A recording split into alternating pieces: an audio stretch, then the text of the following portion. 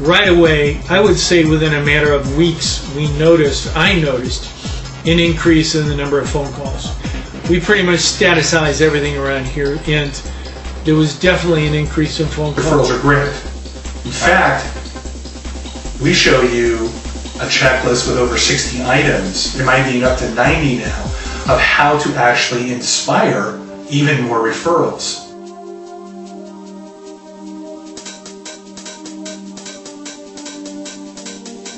There's only 3 ways, really, to increase your revenue.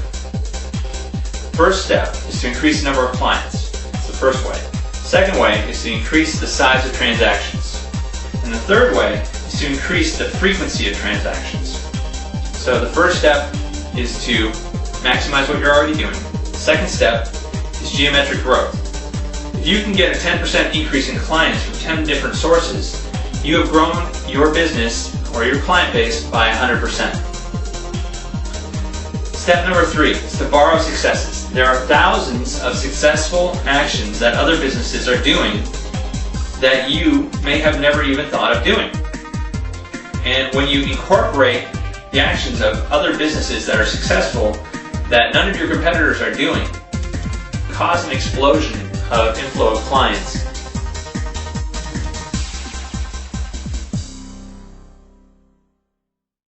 All right, here's your next action checklist referral marketing tip here. Okay, you really want to build a system, and this is an organizational point. You're going to be getting a lot of tips. You already have gotten a lot of tips. You're going to get more tips. You're going to continue to educate yourself. I think that it's an important aspect, and I've been to a lot of sales training, and a couple of them, like Chet Holmes, have really touched on this point well, which is have a procedure, enforce it with policy. You want to have a procedure, a company policy of, we do these 23 things to get referrals. Why do I say have that in policy? When you put it in writing, it just becomes, okay, this is how the company operates. It's not this haphazard, it kind of goes in and out as a fad. We don't want fads in our marketing. What we want is we want a structure, we want to follow it, and of course if something new comes out, like a new technology or a new way, well then we adopt the policy. We change the policy, we change the procedure. But we always have a pattern that we're following. Every Monday I sit down and I write an action plan for the week. What I'm going to do, how I'm going to improve my condition, how I'm going to elevate myself. Now, whether or not I'm totally successful at it doesn't deter me from keeping that pattern in my life, because it's that pattern that keeps me focused, that allows me to do certain things and not have this in and out, I'm doing it for a while, then it falls out, and I need to be motivated again. Systems are important in sales. So I recommend that you read about this, the sales management point. Call me, talk to us.